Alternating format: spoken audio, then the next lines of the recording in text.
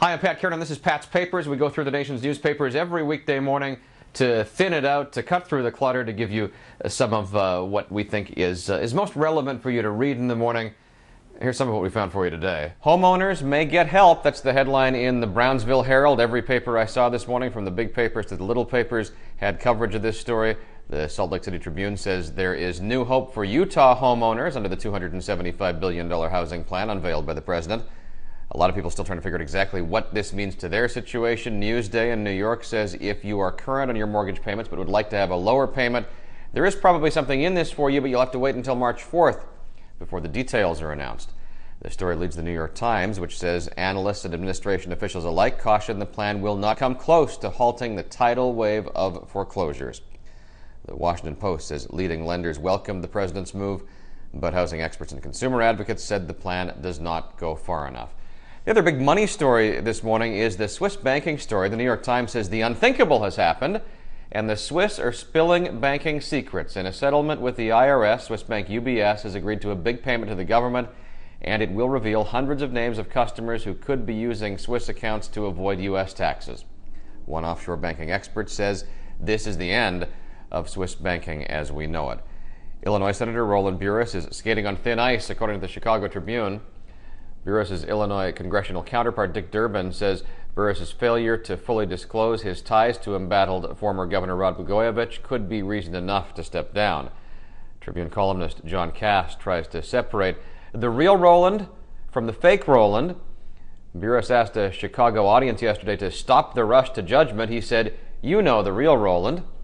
The LA Times says Burris's chances of being expelled from the Senate are, in fact, remote. The paper explains that it takes 2/3 of the 100-member Senate to expel a colleague. The last time that happened was the mid-1800s, when senators were charged with supporting the rebels during the Civil War. Security teams are used to keeping protesters away from the president, but what about his fans? As Canada prepared to welcome Barack Obama on his first foreign trip today, supporters from elsewhere in Canada were traveling to Ottawa, hoping to get a glimpse of the new president. The Ottawa Citizen says they are unlikely to see much of him, with a busy schedule of meetings on Parliament Hill.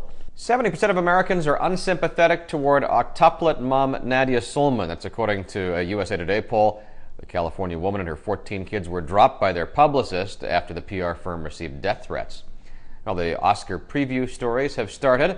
Hollywood trying to address a delicate balance between glamour and the struggling economy for Sunday's Oscars.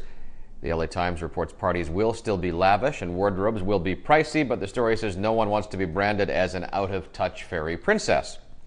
Facebook has changed its mind. After the backlash over the new policy, the website has gone back to the old rules on privacy. The complaint was that the new agreement seemed to allow Facebook to keep your pictures and information forever, even if you deleted it. Tiger Woods on the front page of the New York Daily News, pictured here with his new baby Charlie.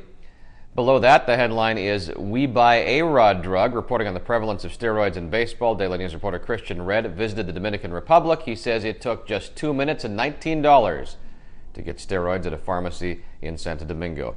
My favorite headline today is this one from the Washington Post. It is "A Shift in China Policy." Nothing to do with foreign affairs. There is a trend among American brides to skip the bridal registry for formal China. 10 years ago, 90% of couples included a request for China on their wedding registry. That number's fallen to about 50% now. This is the last week Conan O'Brien will be doing his late-night show from New York. He's about to move to California to take over The Tonight Show.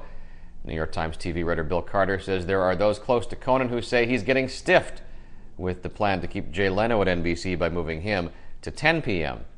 Finally, a story about 88-year-old Wes Nutzel. I can only hope that I'm in his condition at 88 years old. He is on the front page of the Bozeman Daily Chronicle. Nutzel runs a Minnesota ski shop. He is back in Montana for his annual ski trip. He hasn't slowed down much over the years. He's there with 275 of his closest friends. The story notes that when the avid skier dies, he wants to be cremated with his ashes placed in an old ski boot. And that'll do it for this morning. We can never get to it all, so if you think there is a particular story we've missed that we should have included in the summary, please send us a comment. And you can always go online to our website, patspapers.com. Scroll down from the main video report where you will find links to each of the stories that we have featured on the morning report. See you again next time.